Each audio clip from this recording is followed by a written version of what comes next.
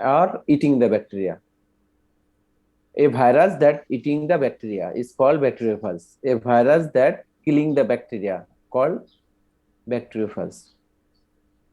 অর্থাৎ একটা ভাইরাস, যে ভাইরাস ব্যাকটেরিয়াকে ইনফেক্ট করে এবং আলটিমেটলি ব্যাকটেরিয়াকে কিল করে ফেলে। অনেক সময় ব্যাকটেরিয়া ইটিং ভাইরাস বলা হয়, ব্যাকটেরিয়াকে খেয়ে ফেলে এই ভাইরাসটা, এই জন্য একে ব্যাকটেরিওফাজ বলা হয়। তোমরা কি সবাই বুঝতে পারতেছো? Hello, hello. জি স্যার। কিন্তু মাত্র 11 জন কেন ক্লাসে? আছে স্যার। 12 জন। আমি তো এর আগেও দেখছিলাম অনেকে ছিল। মানে আমার নেটওয়ার্কের সমস্যার জন্য কি তোমরা চলে গেছো নাকি? সবাই বের হয়ে আবার জয়েন করতেছে স্যার। হ্যাঁ, আমাকে সেই পর্যন্ত অপেক্ষা করা লাগবে। আসলে যেদিনকে আমি চাই যে একটু ভালো করে তাড়াতাড়ি করে শেষ করব, সবাই শেষ এখন করব। জয়েন করে দিবে স্যার। হ্যাঁ, যেদিনকে ভালো করে তাড়াতাড়ি করে শেষ করবো সেদিন ইলেকট্রিসিটিটা চলে যায়। আচ্ছা, তো bacteria eating virus, bacteria killing virus কে বলা হয় bacteriophage.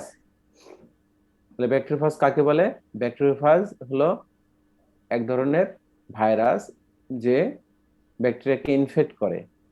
The virus that infect bacteria are called bacteriophage, and certain bacteriophages or a bacteria is a virus that infect bacteria. Here we shall take a look at two different cycles that bacteriophages may use to infect their bacterial host. এখন এই যে bacteria যে host, virus is a pathogen. এই ভাইরাসগুলো basically কিভাবে ব্যাকটেরিয়ার মধ্যে ঢুকে, কিভাবে ব্যাকটেরিয়ার সেল ইউজ করে সে তার নিজের বংশবিস্তার করে, সেটা দুইটা পদ্ধতির মাধ্যমে প্রকাশ করা হয়। একটা হলো লাইটিক সাইকেল আর একটা হলো লাইসোজেনিক সাইকেল। তো এখানে তোমাদের একটা কথা মনে রাখতে হবে, সেটা হলো যে এখানে ফেজ ইউজ করা হয়েছে। ফেজ বলতে এখানে কিন্তু প্যাথোজেনকে বোঝানো হয়েছে, অর্থাৎ সেই ভাইরাসটাকে বোঝানো হয়েছে। কথাগুলো খুবই গুরুত্বপূর্ণ, তোমরা যদি একটু ক্লিয়ার ভাবে শোনো, বুঝো, তাহলে কিন্তু আজকের ক্লাস থেকে তোমাদের আর কিছু পড়া লাগবে না। হ্যাঁ, here we shall take a look at two different cycles that bacteriophages may use to infect their bacterial host. Bacteriophages মানে ভাইরাস, কে যে ভাইরাস হলো একটা প্যাথোজেন, যে কি করবে, হোস্ট ব্যাকটেরিয়াকে ইউজ করবে এবং এই ব্যাকটেরিয়াকে ইউজ করে তাদের বংশবিস্তারটা কন্টিনিউ করবে। সেটা দুইটা সাইকেলের মাধ্যমে হয়ে থাকে।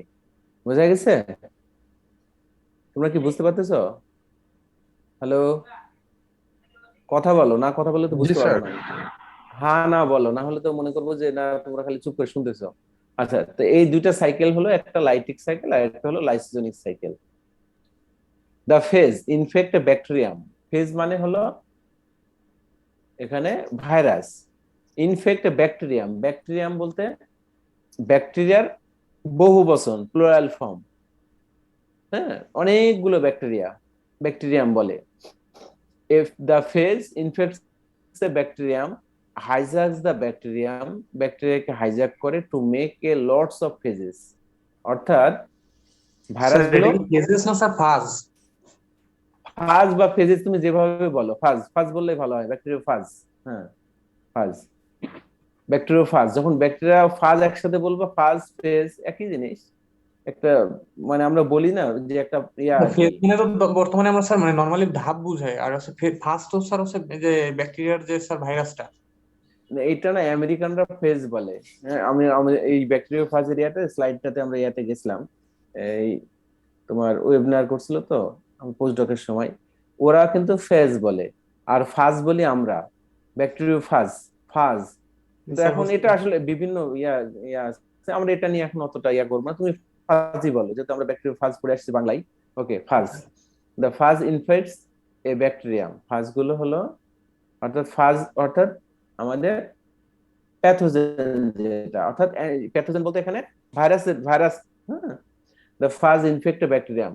ভাইরাস গুলো কি করে, ব্যাকটেরিয়াকে ইনফেক্ট করে এবং হাইজাজ দ্য ব্যাকটেরিয়াম, ব্যাকটেরিয়াকে হাইজ্যাক করে নিয়ে আসে to make a lots of phages. অনেকগুলো ফাজ তৈরি করে। কার ফাজেস তৈরি করে? ভাইরাসের, তাই না? Then kill the cell by making it explode, অর্থাৎ লাইজ করে ফেলে। তার পরিশেষে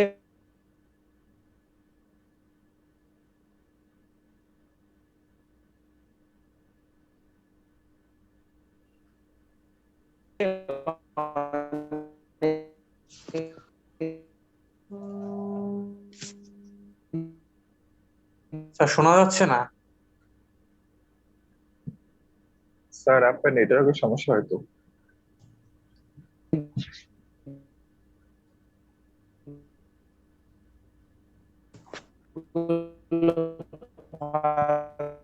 স্যার কথা মানে স্যার বেঁধে বেঁধে আসতেছে স্যার।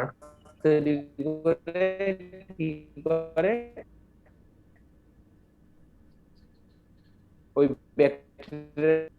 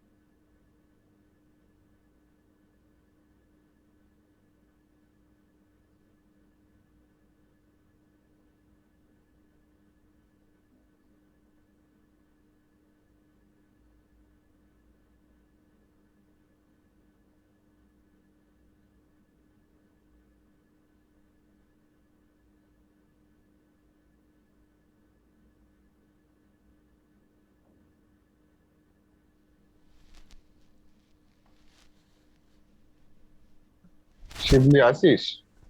শুনতে পাচ্ছিস?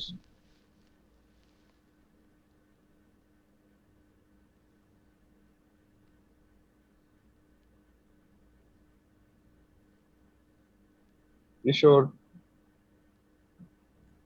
হ্যাঁ স্যার তো পড়াচ্ছে, তুই শুনতে পাচ্ছিস না? তোর বলবে কথা না, তো কেটে কেটে আসতেছে। হোস্ট হচ্ছে আমি, স্যার পড়াচ্ছি কেমনে? এটা বুঝতে হবে। সবাই কি ঘুমাইছে নাকি? ক্লাস জয়েন করি যা। তুই এই 312 পড়া পর, আমি এখনো 3 নম্বর শীট ধরছি সবে।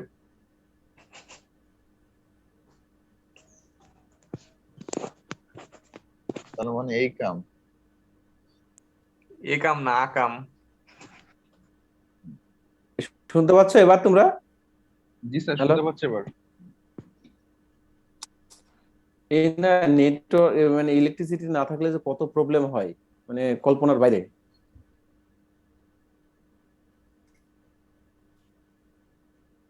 আমি মনে করলাম যে আজকে একটু তাড়াতাড়ি শেষ করে দেবো তোমাদের এইগুলো, মানে যেদিন আজকেই অনেক যেদিনকে প্রবলেম ইয়া হচ্ছে। হয়।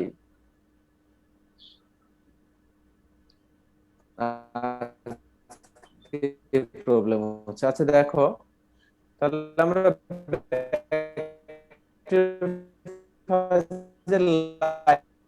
লাইফ সাইকেল মূলত ব্যাকটেরিয়া কি অনেকগুলো ব্যাকটেরিয়া কি। Hello, sir same problem.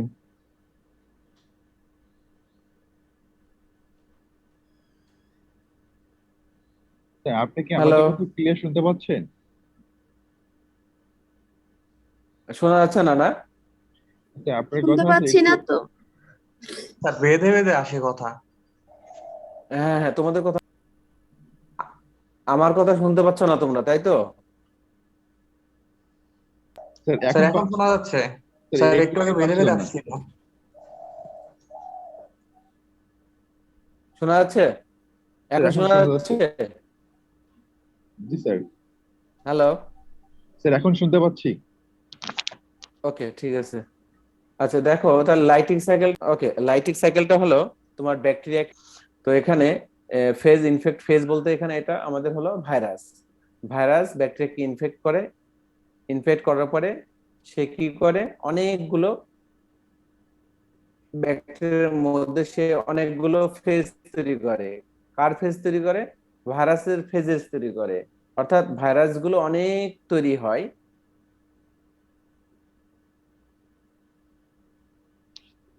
ব্যাকটেরিয়ার মধ্যে, দেন ব্যাকটেরিয়া সেলকে কিল করে ফেলে, কিল করে পরে ব্যাকটেরিয়াকে আক্রমণ, অর্থাৎ ফাজ বলতে ভাইরাস ব্যাকটেরিয়াকে আক্রমণ করে। আক্রমণ করার পরে সে ব্যাকটেরিয়ার সেলের মধ্যে অনেকগুলো নিজের ভাইরাসের যে বংশ বিস্তার, সেই বংশ বিস্তারটা করে। করার পরে ব্যাকটেরিয়ার সেলকে ভেঙে, এটুকু বুঝতে পারতেছো তো? ক্লিয়ার? হ্যালো, হ্যালো, জি স্যার।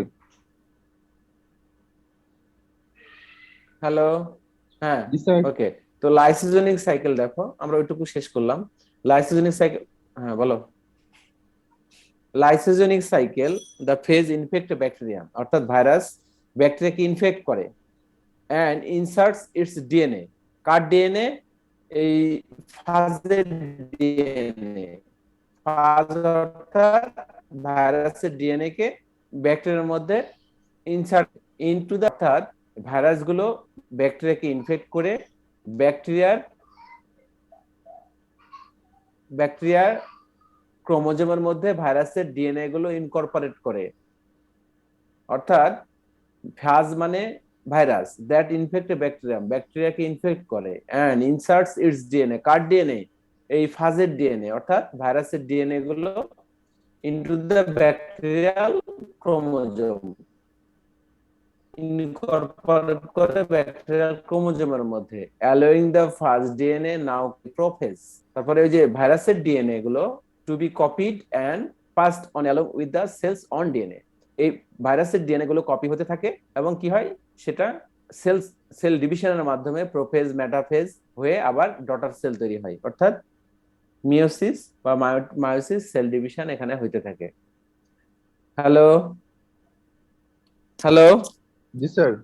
বুঝতে পারছো এটুকু? লাইসোজেনিক সাইকেল, লাইসোজেনিক সাইকেল বুঝতে পারছো? কথা বললো। স্যার স্যার এখানে আবার কি আরএনএ ভাইরাস গুলো স্যার অ্যাটাক করতে পারে? যেটা স্যার আমরা রেট্রো ভাইরাস বা হ্যাঁ, ওই যে ওইগুলো দেখতেছিলাম। হ্যাঁ, আরএনএ ভাইরাস পারে, কিন্তু খুব রেয়ার। তো দেখো, খুব অল্প পরিমাণে এক্সাম্পল আছে আরএনএ ভাইরাসের।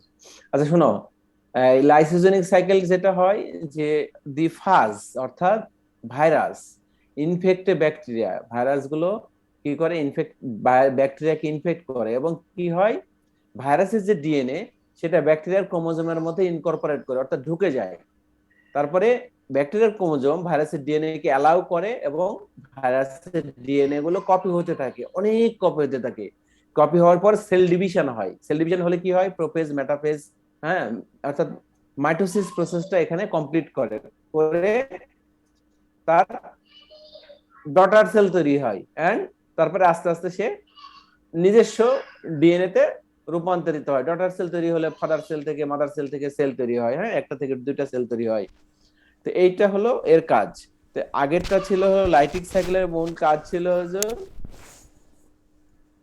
ভাইরাস গুলো ব্যাকটেরিয়াকে আক্রমণ করে তার কপি করে, কপি করে ব্যাকটেরিয়া সেল ফেলে। আর লাইসোজেনিক সাইকেলের বৈশিষ্ট্য হলো ভাইরাস গুলো ব্যাকটেরিয়াকে আক্রমণ করে ভাইরাসের যে তোমার ডিএনএটা ঢুকে গিয়ে ওই ক্রোমোজোমের মধ্যেই ভাইরাসের নিজস্ব ডিএনএ কপি করতে থাকে। কপি করে প্রোফেজ মেটাফেজ, হ্যাঁ, তো এই টেলোফেজ, এই মানে মাইটোসিস প্রসেসটা সেল ডিভিশনের মাধ্যমে একটা সেল থেকে দুটা সেল অর্থাৎ ডটার সেল তৈরি করে, সেল ডিভিশনটা করে ফেলে। করার ফলে আবার সে লাইটিক সাইকেল লাইসোজেনিক সাইকেল, মানে দুইটা একটা আরেকটার পরস্পর কি আছে, মিল আছে, একটার সাথে আরেকটা ইনকর্পোরেটেড থাকে, দুইটা সাইকেল, বোঝা গেছে? স্যার এই লাইসোজেনিক সাইকেলে কি স্যার হচ্ছে ডিএনএ যখন ক্রোমোজোমে যায় ওখানেও কি স্যার ওই মানে আমরা যেভাবে স্যার রেট্রোভাইরাসে দেখছিলাম ওইখানে কি মানে একটা করে তৈরি করে, মানে প্রো ভাইরাসের তৈরি করে? হ্যাঁ, এখানে যেটা হয় আমি তোমাকে দেখাচ্ছি, ওটা পিকচার দিয়ে ভালো করে বুঝতে পারবা। সেটা হলো ওখানে মানে ব্যাকটেরিয়া। মানে ইন্টিগ্রেজ যে এনজাইমটা থাকে এখানে কি স্যার ডিএনএ ভাইরাস গুলোর ওখানেও কি ইন্টিগ্রেজ থাকে যেটা কেটে আবার ওখানে হেল্প করে বা ওইগুলো? এটা তো কঠিন প্রশ্ন। প্রশ্নটা হলো যে এইভাবে তো মেকানিজম দেওয়া নাই যে এই ভাইরাস গুলো, এগুলো খুব ছোট ভাইরাস।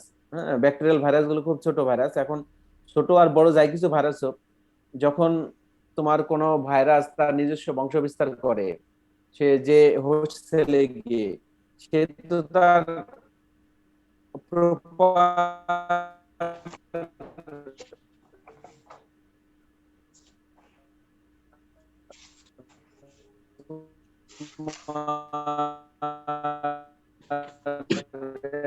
নিউক্লিয়াস বা সাইটোপ্লাজম এগুলো মেনটেন করে তারপরে সে একটা পূর্ণাঙ্গ, sorry, bacteria host cell use করতে, সাইটোপ্লাজম অবশ্যই ইউজ করে সে কমপ্লিট করেই তারপরে সে তোমার হতে থাকবে। অর্থাৎ তোমার যেটাকে বলা হয় ট্রান্সক্রিপশন প্রসেস। আচ্ছা, আমি তোমাকে ছবি দেখাই, দেখলে আরো ক্লিয়ার হবে। হ্যাঁ স্যার। আমি একটু যাই, তারপরে আস্তে আস্তে ওই জায়গাগুলো, হ্যাঁ, এই হ্যাঁ স্যার। একটু শোনো আগে, শোনো। হ্যাঁ, তো এইটুকু তো বুঝতে পারছো যে এখানে লাইটিক সাইকেলে হলো সেল ভেঙে ফেলে, কার, ব্যাকটেরিয়ার সেল ওয়াল ভেঙে ফেলে। হ্যাঁ, সে ব্যাকটেরিয়া আক্রমণ করে ব্যাকটেরিয়া সেল ওয়াল ভেঙে ফেলে, ভাইরাস ব্যাকটেরিয়া আক্রমণ করে ভাইরাসের যে ডিএনএ ঢুকে পড়ে, ঢুকে ওই ক্রোমোজোমের ডিএনএ বংশীষ্ঠান হতে থাকে, হওয়ার পরে এক পর্যায়ে মেটাফেজ, টেলোফেজ, অর্থাৎ একটা সেল থেকে, এই পর্যন্ত বুঝতে পারছো তাই তো? এরপরে আসি a bacteriophage or phage, a bacteriophage or phage for short. Bacteriophage vary a lot of their shape and genetic material. Phage genomes can consist either DNA or RNA. তাহলে ফাজ বলতে এখানে আমাদের ভাইরাসকে বোঝাচ্ছে, তাই না? এখানে ডিএনএ ভাইরাস হতে পারে, আরএনএ ভাইরাস হতে পারে। তোমার উত্তরটা পেয়ে গেলা যে আরএনএ ভাইরাস হতে পারে কিনা। ঠিক আছে কিশোর, বুঝতে পারতেছো? হ্যাঁ, স্যার আমার দ্য স্যার ওইটা টপিক না of sir, the RNA virus bacteriophage. যদি হয় বা ডিএনএ হয় মেকানিজমটা স্যার ছিল আমার। মেকানিজমটা আসতেছি, ওই মেকানিজমে হ্যাঁ স্যার। তুমি একটা কোশ্চেন জিজ্ঞাসা করছিলে যে স্যার এটা আরএনএ ভাইরাস হবে কিনা, ফার্স্টটা আরএনএ ভাইরাস হতে পারে কিনা, তাই না? ব্যাকটেরিয়াকে ইনফেক্ট করলে, এটা ছিল তোমার question, right? Sir partial question ছিল।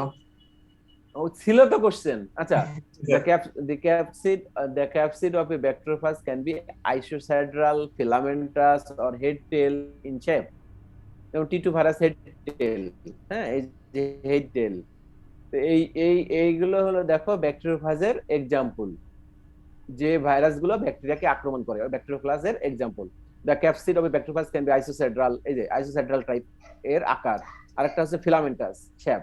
The head tail structure seems to unique to phases and their close relatives and is not found in the eukaryotic viruses. তাহলে ইউক্যারিওটিক ভাইরাসের ক্ষেত্রে ইউজুয়ালি এগুলো পাওয়া যায় না, কিন্তু সেই ক্ষেত্রে কি হয়, যেহেতু ব্যাকটেরিয়া কি প্রোক্যারিওটিক না ইউক্যারিওটিক? হ্যালো, স্যার ব্যাকটেরিয়া তো স্যার প্রোক্যারিওট।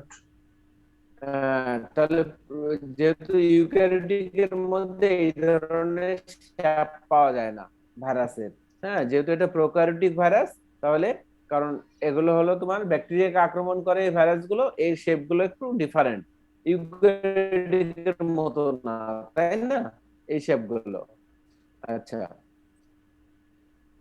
ওকে, আমি একটু পড়ে, তোমাদের কোনো কনফিউশন থাকলে সেটা বলবো আমাকে। আচ্ছা, bacteriophage or viruses must infect a host cell in order to reproduce. The steps that make up the infection process are collectively called the life cycle of viruses. Some phages can only reproduce via a lytic life cycle, in which they burst and kill their host cells. Other phases can occur between a lytic life cycle and a lysogenic life cycle, in which they do not kill the host cell and are instead copied along with the host DNA is either a cell divides. আচ্ছা, এখানে বলতেছে lysogenic সাইকেলে সে আমার bacteria host যেটা use করতেছে সেটাকে কিল করে না। এই লাইসোজেনিক সাইকেল শুধুমাত্র কি হয়, ইনকর্পোরেট করে এবং কপি হতে থাকে ব্যাকটেরিয়ার ক্রোমোজোমের মধ্যে লাইসোজেনিক সাইকেলে। Let's take closer look at this two cycle. An example, will use a phage called lambda phage which infect. এগুলো আমাদের জানা দরকার নেই, এগুলো আর ভিতরের জিনিস, বিভিন্ন ফাজ আছে। আচ্ছা, তোমরা এই পিকচারটা দেখো, lysogenic and lytic cycle. In lytic a phase a typical virus. তোমরা পাচ্ছ? হ্যালো হ্যালো, জি জি স্যার, স্যার, এই তোমরা শুনতে পাচ্ছ? স্যার জি স্যার। শুনতে পাচ্ছি sir, slow মোশনে। Hello,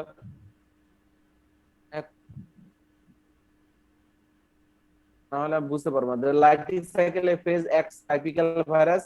It hijacks and use the cell's resource to make a lots of new phases, causing the cell to lyse, burst and die the process. তো lytic সাইকেলে কি হয়, লাইটিক সাইকেলে virus গুলো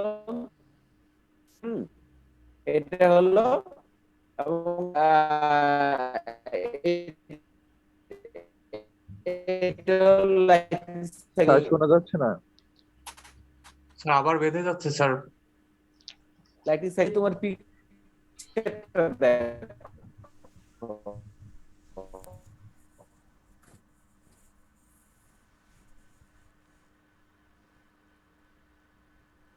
sir কিছু শুনি না, net problem মনে হয়।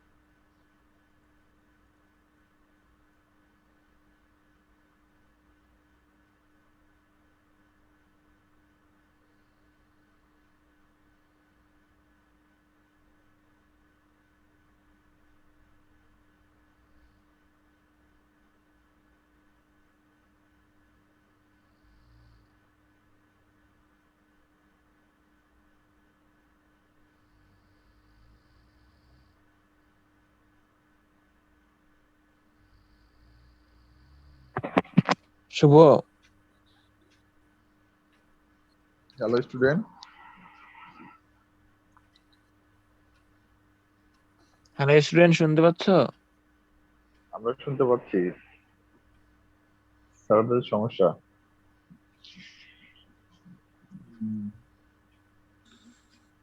স্যার 5টা ওয়ার্ড বলে তো 2টা ওয়ার্ডই শুনতে পাই না। আজকে এরকম করে কেন স্যার? নেটওয়ার্ক স্যার ওখানে কারেন্ট নেই। নেটওয়ার্কের বাইরে আবার আছে। গ্রামীণ ফোন এখন 5G, সাথে আছে টেলিটক, রবি, এয়ারটেল। মারো কিসের আলদার বন্ধু? বলো বন্ধু, ইন্ডাস্ট্রিয়াল ট্যুরের কি অবস্থা? আমরা তো ঘুরে আসলাম, জানো না? হ্যাঁ, ওই এক ট্যুরের জন্য তো আমার বাস খেয়ে গেলাম। আমার একটু রিফ্রেশমেন্ট দরকার ছিল, দিয়ে দিল।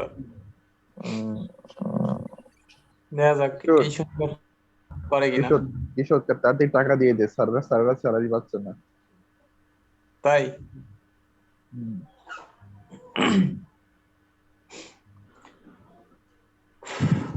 বড় বড় স্কিম জানিস? বড় বড়। স্কিম জানিস না? হুম।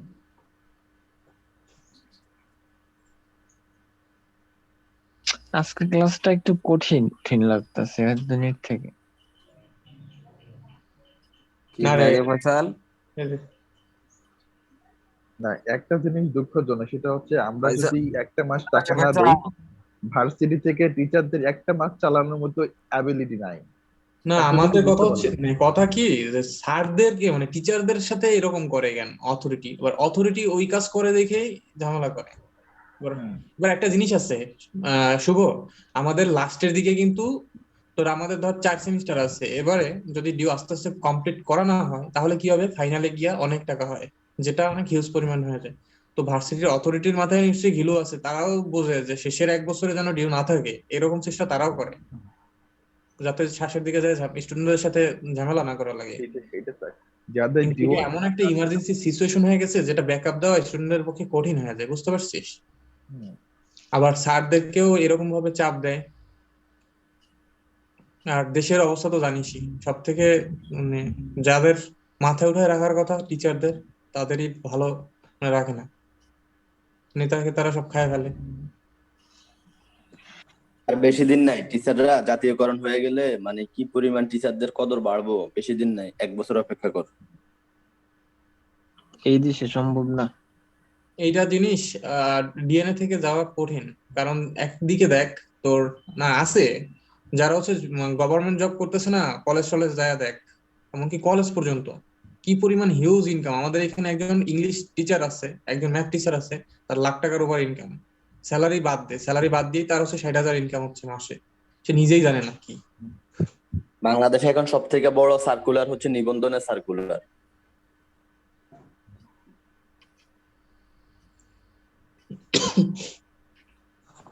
এই জন্য তো এইসব প্রাইভেট ভার্সিটির ভালো ভালো টিচাররা থাকে না। আরে ভাই, মানে ওইসব যে কারার ভর্তি হয়েছে তা বলার মতো না, টাইনা টুইনা পাশ খাইছে তাদের অবস্থা এই। আর আমাদের যে কি নিয়ে ভার্সিটি, আলোচনা হচ্ছে? আমরা আমরা সে ওই গাউট। কোথায় বলে ফার্মেসির মেয়ে দেখা হচ্ছে নাকি? সেটা খালি দেখা হইলে হবে না, আমার সাথে পরিচয় করাই দিতে হবে। আগে খাওয়া দাওয়া কর, ট্রিট কর, আগে খুশি কর, তারপর দেখা দেবে। আমি তো সদরঘাটে দাঁড়ায় দাঁড়ায় ক্লাস করছি নদীর নিয়ে। নদীর সাথে ক্লাস করিস? বুড়িগঙ্গার পদ্মা পানি ফিলিংস নো। বুড়িগঙ্গা থেকে তো দারুণ স্মেল আসে। আরে তোর ঘ্রাণ শক্তি ঠিক আছে কিনা এটা পরীক্ষা করার জন্য বুড়িগঙ্গায় যাওয়া লাগে, জানিস না? তা ঠিক, ওর লিমনে আবার গড়না হয়েছে কিনা এই জন্য ও এটাকে ইয়ে করতে গেছে। এই একটা জিনিস খেয়াল করছিস, ম্যাম কিন্তু আমাদের গণহারে নাম্বার কম দিছে, 312-তে। আমি বলার নাই কিছু। ইচ্ছা করে করছে। আজকে আমি ধরবো, কারণ আমার রিটেনে তোমার 5.5 দিছে মাত্র 10-এর মধ্যে, যেখানে আমি টোটালি ভালো করে লিখছি। এক্সামের পরে ধরবো, কিন্তু আজকে মন ভালো ছিল না দেখে পড়া হয়নি। এখন কিশোরের আসছে কত নিট? 15.5। আমারও তো 15.5 দিচ্ছে, আমার 17.5 হওয়ার কথা বুঝলি। মিনিমাম 17-18 আসবে। আমার কত কিশোর? ভাই আমি ওই দেখা আমার আর কোনো জিনিস ভালো লাগে না, আমি 2টা এক্সাম ভালো দিছি। আর রেজাল্ট কই আমার কই? তুই 312 নিছিস? 312? না না, 312 নাই।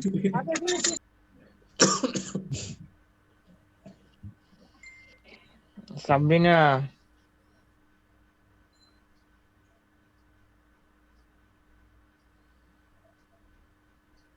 ফয়সাল কারে ডাকো? রূপা এখন কুমিল্লায়।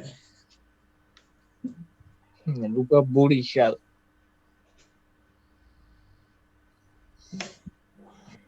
মানে মেয়ে কেমন আছে? স্যার তো আবার ক্লাস নিচ্ছে না, স্যার দেখছো তো টাইম থেকে বাইরে হয়ে গেছে।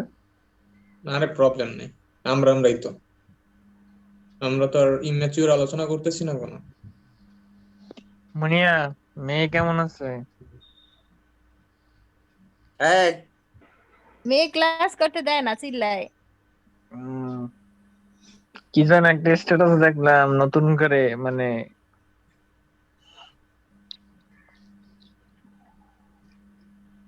ফয়সাল, উম, বেটা তুমি কিন্তু বেশি রকম বাইরে গেছো গা। তোমার মেয়ে মানুষের খোঁজ নিতে হইবে করে। বন্ধু এখন 8:47 বাজে, 8:35-এর সময় ক্লাসে ঢুকছি, ঘুমিয়ে এখন উঠিনি। আমি তো শুয়ে আছি, জানি। আরে আমি অনলাইনে ঢুকছি ঘুমাই গেছে। 8টার দিকে। এটা আমি কনে, আমি এই যে শুয়ে আছি, মশারি সরাই নেই, কিচ্ছু সরাই নেই, দেখছো? হম ভাই তোরা শুধু শুয়ে আছ, আর আমি অফিসের দিকে যাইতেছি। তো নয় বেটা, তোর মতো থাকলে তো চাকরি বাকরির গোষ্ঠী। তনয় তো ষষ্ঠী পূজা করে আলাইতাম। তনয় তো নতুন বউ। নয় বন্ধু, তোমার কি আছে তোদের মতো কবে বলতে পারবো পরীক্ষা দিয়ে সম্বন্ধে আছে ডাক্তার বন্ধু? পাবো, বিষ পাবো? নয় আমি তো বন্ধু, কনফিউজ থাকি, রাগ পাবো নাকি? হাফিজ স্যারের সাবজেক্টে 5-6 পাইলেই তো ভালো। হাফিজ স্যারের কথা তুলিসি না লিমন, যেগুলো ভালো দিছি সেগুলোই 12টা বেজে যাচ্ছে, আর হাফিজ স্যার তো বাদ দে। নিউট্রিশন অনেক ভালো দিয়ে কি ছিলাম, 5 না 7 পাইছি স্যার 20-এ। আজকে পরীক্ষা দেওয়ার 10 দিন হয়ে গেল, আর 10 দিন পর ইনশিওর করতেছে কার কার মেল পাইছে কার কার মেল পায় নাই। তার মানে পরীক্ষার রেজাল্ট দিতে আরো 1 মাস লাগাইলি। উনি এক্সাম কন্ট্রোলার, এটা মনে রাখা লাগবে। সেটাই তো। হ্যাঁ, খুব সুন্দর কথা। উনি উনি নিয়ম তৈরি করে, তাই উনি নিয়ম ভঙ্গ করতে পারে না। আমার এই নয় ডায়লগটা সেই লাগছে। বন্ধু বল। বন্ধু, তোমার আছে না কি বলে সম্বন্ধী শালিকা? সম্বন্ধে শালিকা হয় নাকি বেটা? ও আরে যাই হোক, সম্বন্ধে কার তুই বন্ধু? আচ্ছা, কিশোরের স্বভাব চরিত্র একটা এমন বাজে কে পুরুষ মানুষ খুঁজে? আরে আমি তো ছেলে, আমি সম্বন্ধী বলতেছি, আমি থেকে না সেটা কেমনে বুঝবো? থেকে মনে একটা চিন্তা করে।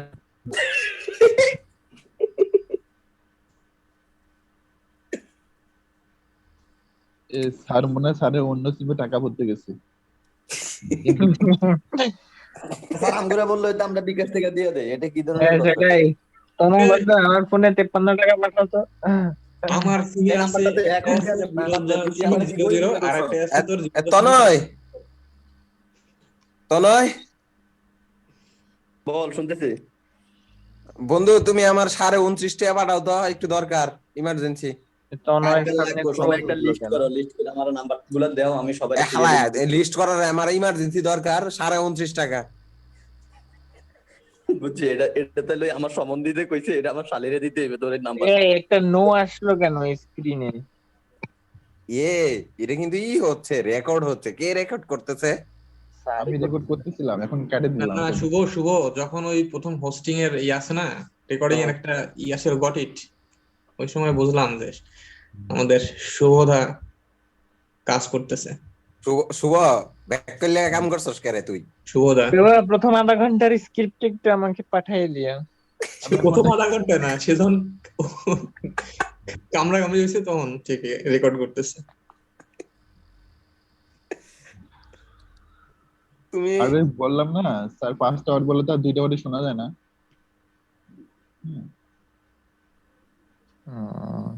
যারা কিশোরের মতো মাল্টি ইন্টেলিজেন্ট তারা না হয় বুঝে নিবে স্যার কি বলছেন, মাঝখানে ফিলিংটা যাবে, আমরা তো তা বুঝতে পারবো না।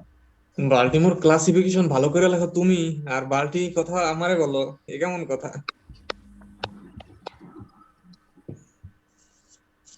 আচ্ছা এখানে পিকচার বসাই কেমন? আচ্ছা কিশোর, আমি একটা কথা বলতে চাই। বলো। আমার এই এডমিট কার্ড তারপরে অ্যাডভাইজিং পেপারে আমার নাম আসে FOY দিয়া, বাট আমার সার্টিফিকেটের নাম FAY। এখন আমার তো ফ্রাইডে ব্যাচ, আমি কোনোদিন গিয়া ওদের ওই ওই ওই ওই এইটা যেখান থেকে ঠিক করে ওইখানটা খোলা পাই না। এখন আমার এটা নিয়ে কি পরবর্তীতে ঝামেলা হওয়ার সম্ভাবনা আছে, সার্টিফিকেট বা মেজর অনেক কোনো কিছু? সমস্যা, অনেক অনেক। হ্যাঁ হ্যাঁ, তোমার অনেক সমস্যা হবে যদি এখন থেকে ঠিক না করা হয়। এটা ইনফরমেশন ডিপার্টমেন্টে তুমি খোঁজ নিয়ে শোনো, তোমার ভার্সিটিতে যখন অ্যাডমিট হয়েছো নামটা ভার্সিটিতে কি আছে, আর হ্যাঁ, তারপরে প্রথম দিক থেকে FA ছিল, পরবর্তীতে অনলাইন থেকে আসার পরে FO। এখন এইটা এতদিন আসার পরে কি খুব দেরি হয়ে যায় নাই তো? না, দেরি হবে কেন, এখনো তোমার সময় আছে, তুমি যেহেতু ভার্সিটিতে আসছো, তুমি সুযোগ আছে। সার্টিফিকেট এখনো বানানো শুরু করে নাই বেটা। কোনো ওইসব যখন করে না, বের হওয়ার আগ তুমি পর্যন্ত হচ্ছে এটাকে ঠিক করতে পারবে, সমস্যা হ্যাঁ, এরা ইনফরমেশন কি ডিপার্টমেন্টে দূর কল থেকে দিবা। নিয়ে আইসা বসাই রাখে যে সার্টিফিকেট দেখা নাম উঠাইতে পারে না, কি অবস্থা! আরে প্রবলেম অনেক লেগে থাকে, খালার নাম মানে মার নামটার নাম এটা ওটা ঝামেলা করে ফেলে। আমার তো তো বার্থ ডেট ভুল করে দিছে। এটা কোনোভাবে সারা যাবে অনলাইন দিক থেকে? হ্যাঁ হ্যাঁ, তুমি ইনফরমেশন ডিপার্টমেন্টে কল দাও, ইনফরমেশন হ্যালো ডিপার্টমেন্টে কল হ্যালো দিয়া। Hello hello. হ্যাঁ স্যার। আচ্ছা, এবার সমস্যা হবে না, এবার শুনতে পাচ্ছ ক্লিয়ার, তাই না? জি স্যার। হ্যাঁ, আমি ওই যে আরেকটা মোবাইলে টাকা পড়লাম তো। আচ্ছা, আমি সরি, আসলে তোমাদের অনেক হয়ে গেল। আমি আসলে উদ্বিগ্ন, তোমাদের সামনে তো 17 তারিখ থেকে প্র্যাকটিক্যাল শুরু হবে। এই যে এই সেমিস্টারের ফাইনাল, তোমাদের তো হাতে সময় নাই। প্র্যাকটিক্যাল মানে স্যার? ফাইনালের প্র্যাকটিক্যাল প্রতি আচ্ছা, এবার দেখো,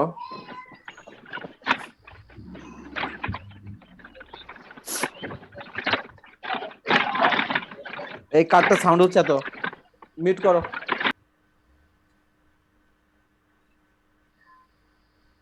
আচ্ছা, শুনতে পাচ্ছ এবার? জি স্যার। হ্যাঁ, এবার সমস্যা হবে না। আচ্ছা দেখো, এই লাইটিক সাইকেলের প্রসেসটা দেখো, এখানে অ্যাটাচমেন্ট ব্যাকটেরিয়াম আর একটা হলো ফাজ। তো এটা হলো ভাইরাস আর এটা হলো ব্যাকটেরিয়া। তো এই ভাইরাস গুলো ব্যাকটেরিয়াকে আক্রমণ করছে, এখানে অ্যাটাচমেন্ট বলা হচ্ছে। দেন 2 নম্বর স্টেজে কি হচ্ছে, এন্ট্রি হচ্ছে। এন্ট্রি হচ্ছে কি, এই যে ফাজের যে ডিএনএ, অর্থাৎ ভাইরাসের যে ডিএনএ, হ্যাঁ, সেই ডিএনএ গুলো কার মধ্যে এন্ট্রি যাচ্ছে, ব্যাকটেরিয়ার এখানে মধ্যে, হ্যাঁ, ইনফেক্ট করতেছে, ইনফেক্ট করে। হ্যাঁ, দেন 3 নম্বরেতে DNA replication and protein synthesis, যেটা এর কথা ছিল, ওর নাম কি, কিশোর। কিশোর যে বলতেছিল যে স্যার তাহলে এটা কি ভাইরাস নরমাল প্রসেস, যেটা DNA replication and protein synthesis, অর্থাৎ এখানে কি হবে, আমার transcription and translation process complete হচ্ছে। ট্রান্সক্রিপশন বলতে কি হয়, এখানে ডিএনএ এর কপি হবে, তাই না? যদি ফাজটা ডিএনএ ফাজ হয়, তো ডিএনএ এর কপি হচ্ছে। আরেকটা হলো ক্যাপসিড প্রোটিন হচ্ছে, এটা ট্রান্সলেশনের মাধ্যমে, অর্থাৎ পূর্ণাঙ্গ একটা ভাইরাসে রূপান্তরিত হচ্ছে। কোথায়, ব্যাকটেরিয়ার সেলের মধ্যে। এই স্যার যে এটা তো ব্যাকটেরিয়ার স্যার সেলের মধ্যে এটা সাইটোপ্লাজমই হচ্ছে। হয়, যেহেতু স্যার ব্যাকটেরিয়াটা স্যার নিউক্লিয়াস থাকে না যেহেতু। ব্যাকটেরিয়াটা স্যার এটা তো স্যার প্রোক্যারিওটিক সেল, এটা তো স্যার নিউক্লিয়াস থাকে না, তার স্যার এই টোটাল প্রসেসটা তো স্যার সাইটোপ্লাজমই হচ্ছে। ব্যাকটেরিয়ার সাইটোপ্লাজম আছে?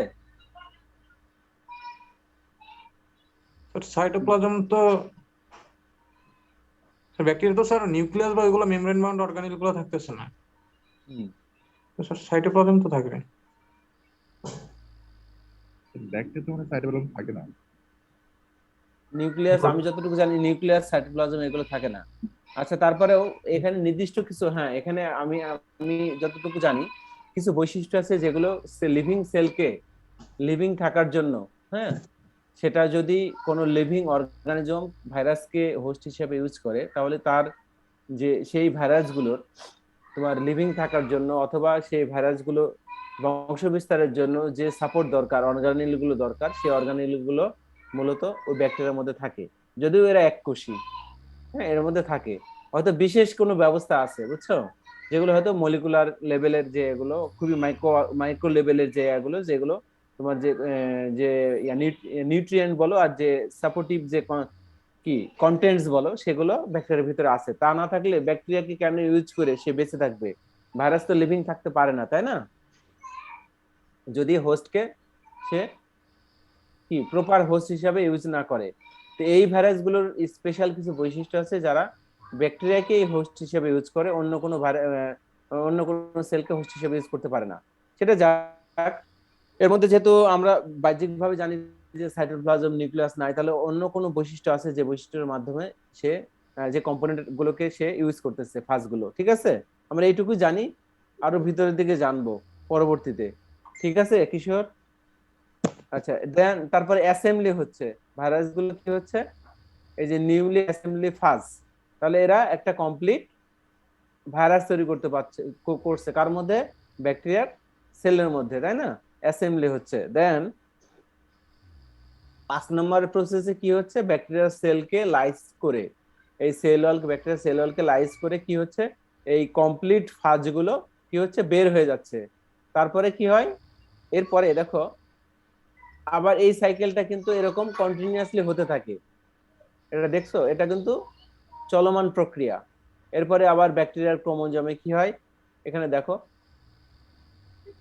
ব্যাকটেরিয়ার ক্রোমোজোমের মধ্যে যেটা কি হয়, এই ফাজগুলো আবার এই ব্যাকটেরিয়ার ক্রোমোজোম যখন আসতেছে, এটা কি তোমাদের মনে হয় না যেটা আরেকটা সাইকেলের মধ্যে ঢুকে যাচ্ছে? হ্যালো, শুনতে পাচ্ছ? হ্যালো জি হ্যালো, স্যার, শুনতে পাচ্ছি। এই যে এইটা তুমি দেখে কি মনে হচ্ছে না যে এই লাইটিক সাইকেলটা এখানে শেষ হয়ে গেল, আরেকটা সাইকেল শুরু হলো? জি স্যার। কারণ লাইসোজেনিক সাইকেলে কি ব্যাকটেরিয়ার ক্রোমোজোম ইউজ করে কে, ফাজগুলো, তাই না, ফাজের ডিএনএ গুলো ইনকর্পোরেট হয় ব্যাকটেরিয়ার ক্রোমোজোমে, এখান থেকে লাইসোজেনিক সাইকেল শুরু হচ্ছে আবার। ওকে, তো এই যে লাইটিক সাইকেলের এবং লাইসোজেনিক সাইকেলের এগুলো একটা আরেকটার সাথে কিন্তু জড়িত। আচ্ছা আমরা এবার একটু লাইসোজেনিক সাইকেলে আসি। দেখো তোমরা এই জিনিসগুলো পড়ে নিবা, attachment, entry, DNA copy, protein synthesis, এগুলো তোমাদের পড়া দরকার নেই, স্ট্রাকচারটা তোমরা একটু মনে রাখো ভালো করে। স্ট্রাকচারটা সম্বন্ধে কারো কোনো জানার দরকার আছে? এই স্ট্রাকচারটা সম্বন্ধে কারো কোনো কনফিউশন আছে? হ্যালো, না স্যার, তেমন কনফিউশন নাই। নাই। আচ্ছা আমরা এবার লাইসোজেনিক সাইকেলে দেখি কি হয়। Lysogenic cycle allows a phage to reproduce without killing its host. তাহলে দুটার মধ্যে পার্থক্যটা কি, লাইটিক আর লাইসোজেনিক সাইকেলে? লাইটিক সাইকেলে ব্যাকটেরিয়ার সেলকে, অর্থাৎ ব্যাকটেরিয়ার সেল এখানে হোস্ট সেলকে কি করে, কিল করে ফেলে, আর লাইসোজেনিক সাইকেলে উইদাউট কিলিং কি করে, রিপ্রোডিউস করে, ফাজের ডিএনএ গুলো রিপ্রোডিউস হয়। Some phages can only use the lytic cycle, but the phage we are following lambda, এই ফাজগুলো শুধু একটা সাইকেলে ইউজ করে, লাইসোজেনিক সাইকেলে যায় না, এটা স্পেশাল একটা yeah, can switch between the two cycles. আচ্ছা, in the lysogenic cycle the first two steps, attachment and DNA injection, occur just as they do for the lytic cycle. আচ্ছা, lysogenic সাইকেলেও এই lytic সাইকেলের যে দুইটা stage, attachment and entry, এখানে যেটা attachment entry, এই দুইটা অ্যাটাচমেন্ট এন্ড এন্ট্রি, এই দুইটা কিন্তু লাইসোজেনিক সাইকেলেও ঘটে। কোথায় গিয়ে আলাদা হয়, এই জায়গায় গিয়ে আলাদা হয়, ব্যাকটেরিয়ার ক্রোমোজোমের মধ্যে ডিএনএ গুলো ঢুকে যায়। আচ্ছা আমরা এবার একটু আসি ওই জায়গাটায়, অর্থাৎ অ্যাটাচমেন্ট এন্ট্রি লাইটিক সাইকেলেও আছে, লাইসোজেনিক সাইকেলেও আছে।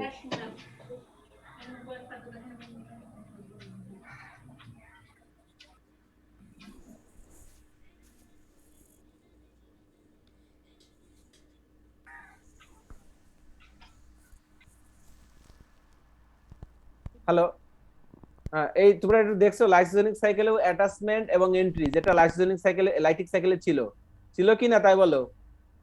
ছিল স্যার। ছিল, ওকে। যদি তাই থাকে তাহলে কোত্থেকে আলাদা হয়েছে, এই যে ইন্টিগ্রেশন পার্ট থেকে। দেখো ইন্টিগ্রেশন, এটা হলো ফাজ আর এটা হলো ব্যাকটেরিয়ার কি, ব্যাকটেরিয়ার ক্রোমোজোম, তাই না, ব্যাকটেরিয়াম যেটা ব্যাকটেরিয়ার ক্রোমোজোম, এই যে যে এটা দেখো, ব্যাকটেরিয়ার ক্রোমোজোম গুলো ফাজের ডিএনএ গুলোর সাথে ইনকর্পোরেট হচ্ছে, এখানে ঢুকবে, ফাজ ডিএনএ রিকম্বাইন্স উইথ ব্যাকটেরিয়ার ক্রোমোজ, যে যুক্ত হবে এখানে। দেন এই যে যুক্ত হয়ে গেল এই জায়গাটায়, দেখছো যুক্ত হয়ে গেল, হয়ে যাওয়ার পরে কি হচ্ছে, ব্যাকটেরিয়ার ক্রোমোজোমের মধ্যে ফাজের ডিএনএ গুলো ইনকর্পোরেট হয়ে গেছে প্রপারলি, এটাকে বলছে প্রোফেজ। প্রোফেজ, মেটাফেজ, টেলোফেজ, এগুলো কি, এগুলো হলো সেল ডিভিশনের প্রসেস, অর্থাৎ মিওসিস প্রসেস বা মাইটোসিস প্রসেস, এইগুলো হয় ঘটে। প্রোফেজ, মেটাফেজ, অ্যানাফেজ, এগুলো সেল ডিভিশনের জন্য এগুলো লাগে, তাই না, নাকি তোমরা কি জানো? জি স্যার। মিওসিস প্রসেস শুরু হওয়ার আগের প্রসেসটা হলো প্রোফেজ, তারপরে মেটাফেজ, তারপরে টেলোফেজ, এগুলো, তাই না? এই যে প্রোফেজ হচ্ছে এখানে কি হচ্ছে, এই যে ডিএনএ গুলো ব্যাকটেরিয়ার ক্রোমোজোমের মধ্যে ইনকর্পোরেট হয়ে গেল, হওয়ার পরে কি হচ্ছে, continued division makes many cell with prophage. এখানে অনেকগুলো সেল তৈরি হচ্ছে। হ্যাঁ, যেহেতু প্রোফেজ কি হয়, সেল ডিভিশনের একটা প্রি ফর্ম। সেল ডিভিশন শুরু হয়ে গেল, শুরু হওয়ার পরে কি হচ্ছে, এখানে একটা সেল থেকে দুইটা ডটার সেল তৈরি হলো, রাইট? সেল ডিভিশনে কি হয়, এক সেল থেকে দুইটা সেল তৈরি হয় না? জি স্যার। ওকে, আচ্ছা, এরপরে আমি আসি। The integrated phases DNA called prophase is not active. Its genes are not expressed and it does not drive production of new phases. However, each time a host cell divides, the prophase is copied along with host DNA, getting a free ride. The lysogenic cycle is less flashy and less glory হবে মনে হয় than the lytic cycle. But at the end of the day, it's just another way for the phage to reproduce. কিভাবে reproduce হয় দেখো, এখান থেকে শেষ করি নাই কিন্তু আমি। Under the right condition, the prophase can become active and come back out of the bacterial chromosome, triggering the remaining steps of the lytic cycle: DNA copying and protein synthesis, phage assembly and lysis. যদি proper suitable condition থাকে তাহলে প্রোফেজটা, যেটা তুমি দেখলা, একটা prophase থেকে দুটা তৈরি হলো, ও কি করে, প্রোফেজটা কি হয়, প্রোফেজটা আবার লাইটিক সাইকেলে যেতে পারে। কিভাবে? সে অ্যাক্টিভ মোডে চলে যায়, অর্থাৎ তার মধ্যে ইনকর্পোরেটেড যে ডিএনএটা আছে, সেই ইনকর্পোরেটেড ডিএনএটা আবার বের হয়ে, ক্রোমোজোম থেকে বের হয়ে, সে আবার লাইটিক সাইকেলের মাধ্যমে এই চক্রটা কন্টিনিউয়াসলি চলতে থাকে। অর্থাৎ সুইটেবল কন্ডিশন থাকলে এই প্রোফেজ যে একটা যে সেল, এখান থেকে দুটা সেল তৈরি হবে। হ্যাঁ, দুটা সেলের এখান থেকে আবার কি হয়, এই ডিএনএ গুলো আবার বের হয়ে এসে আবার লাইটিক সাইকেলের মাধ্যমে এইভাবে চক্রাকারে লক্ষ লক্ষ সেল তৈরি করতে থাকবে। তাছাড়া তো তোমার ওই ভাইরাসটা বাঁচবে না, ব্যাকটেরিয়ার সেলকে লাইসিস করার পরে তো বেঁচে থাকবে না। কারণ হলো সে লাইটিক সাইকেল আগে করবে, তারপরে লাইসোজেনিক সাইকেল। লাইসোজেনিক সাইকেলে যদি সুইটেবল কন্ডিশন থাকে তাহলে প্রোফেজে এসে সে যে সেল ডিভিশন করলো, একটা সেল থেকে দুইটা ডটার সেল তৈরি করলো, দুইটা ডটার সেল থেকে আবার এই যে এক্সিট হয়ে এখান থেকে এই ইনকর্পোরেটেড ডিএনএ গুলো বের হয়ে গিয়ে, সেল থেকে বের হয়ে গিয়ে সে আবার লাইটিক সাইকেল প্রসেসের মাধ্যমে আবার চক্রাকারে ঘুরতে থাকে। অর্থাৎ সে লাইটিক সাইকেল এবং লাইসোজেনিক সাইকেল একটার সাথে মানে দুইটা পরস্পর যুক্ত। অর্থাৎ প্রোফেজেই সে এখানে থেমে থাকবে না। এই যে প্রোফেজে এসে দুইটা সেল ডিভিশন করে এখানে থেমে থাকবে না, সুইটেবল কন্ডিশন পাইলে এখান থেকে যে ডিএনএটা আছে সে এখান থেকে বের হয়ে তারপরে আবার লক্ষ লক্ষ ডিএনএ তৈরি করে আবার কি হবে, লাইটিক সাইকেলের মাধ্যমে আবার লাইসোজেনিক সাইকেল, এই সাইকেলটা চক্রাকারে ঘুরতে থাকবে। তোমরা কি বুঝতে পারছো? যদি সুইটেবল কন্ডিশন না থাকে তাহলে এই প্রোফেজ থেকে এই দুইটা ডটার সেল তৈরি হয়ে এখান থেকেই শেষ হয়ে যাবে এর স্টেজটা। অর্থাৎ এই ডিএনএ গুলো এখান থেকে বের হয়ে আসতে পারবে না। কিন্তু এখানে মেন যে এটা, সেটা হলো যে continuous cell division makes many cell with the prophase.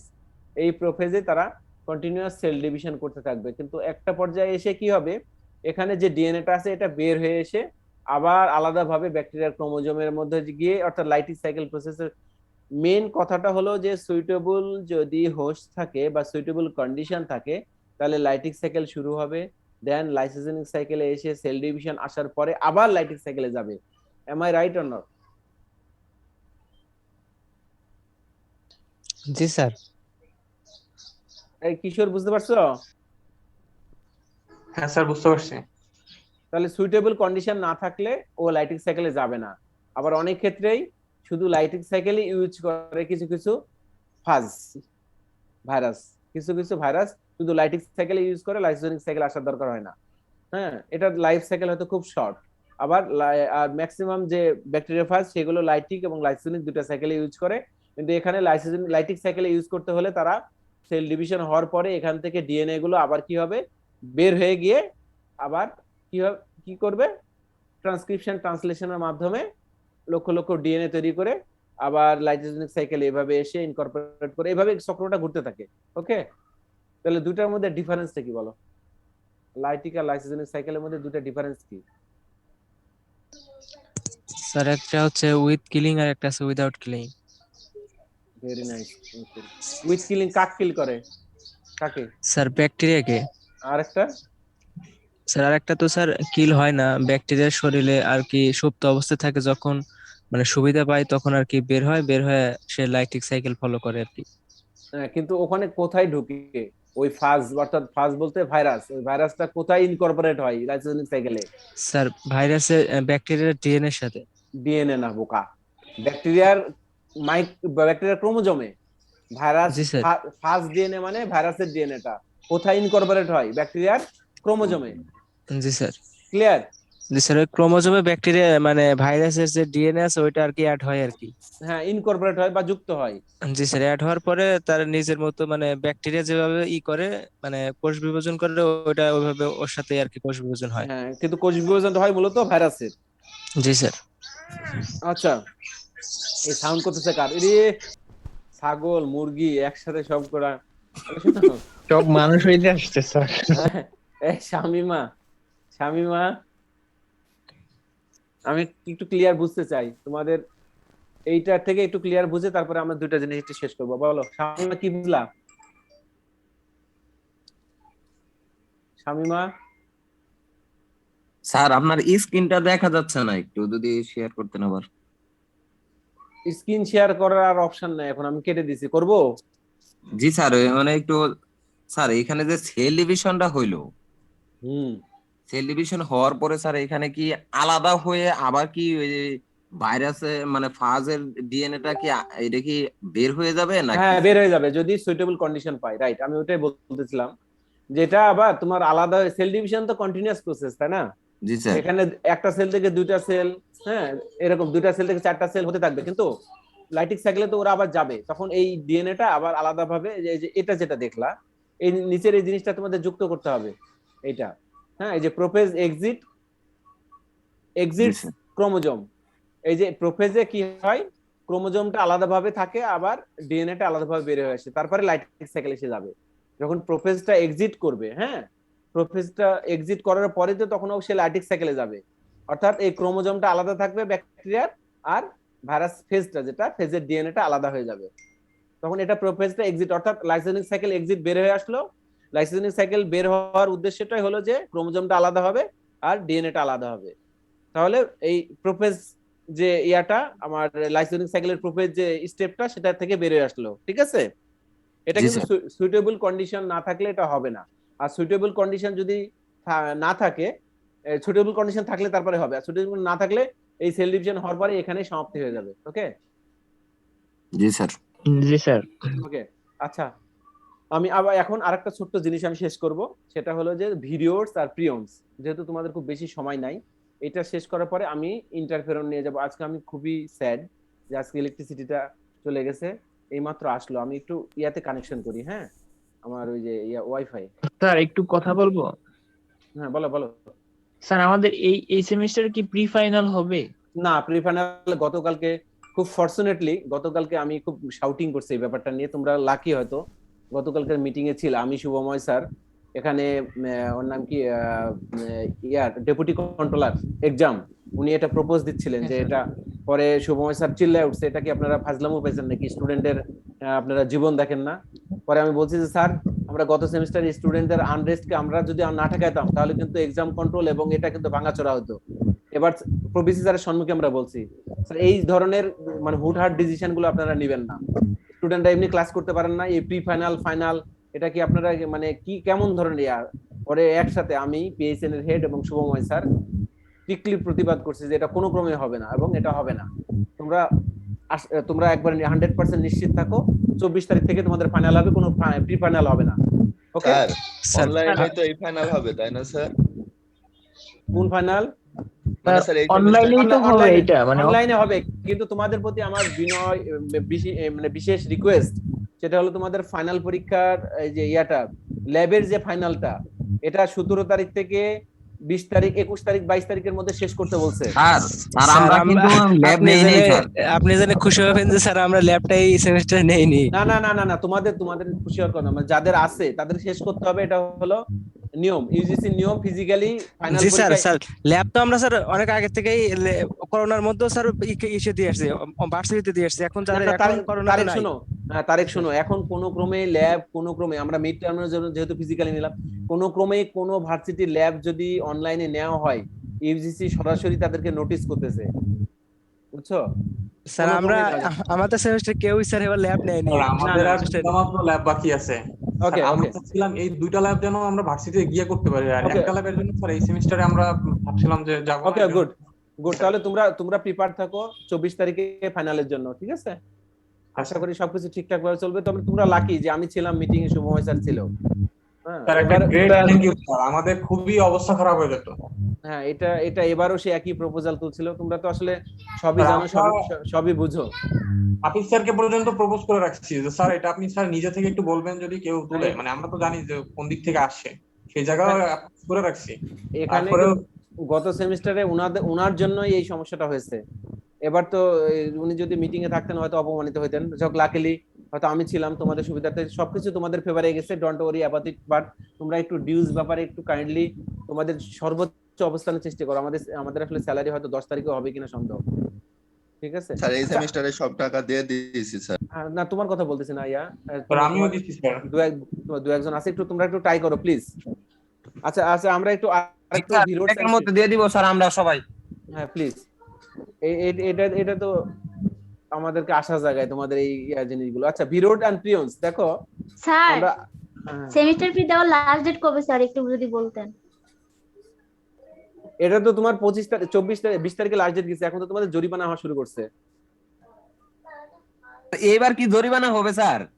হ্যাঁ জরিমানা তো হবেই। এখন যারা দিছো তাদের তো একটা সম্মান জানানোই উচিত ভার্সিটির। স্যার যারা আমি স্যার মানে যখন এই করোনার মধ্যে স্যার জরিমানা হওয়াটা স্যার খুব এখন করোনা নাই, কষ্টদায়ক কথা বলো না স্যার, তো কারণ প্লিজ। আমরা তো সবাই চেষ্টা করতেছি টাকা দেওয়ার, অনেকেই 50%, সবাই 50% এর উপরে দিয়ে দিচ্ছে, শুধু ফুল কমপ্লিট করে নাই। এটা স্যার এই যে বেতন পাওয়া ছাড়া তো কেউ দিতেও পারবে না, ডিসেম্বরের 10-12 তারিখের আগে কেউই দিতে পারবে না আমার জানা মতে স্যার। আচ্ছা এখন দেখো আমরা একটু ক্লাসটা শেষ করি প্লিজ, ক্লাস শেষ করতে দাও। আচ্ছা ভিউয়ার্স এন্ড প্রিয়ন্স, আজকে অনেক পড়াইতাম, সেটা মানে ঘুরে বালি। ইলেকট্রিসিটি ইয়া নাই, আমার ডিশ নাই, বন্ধ করে দাও।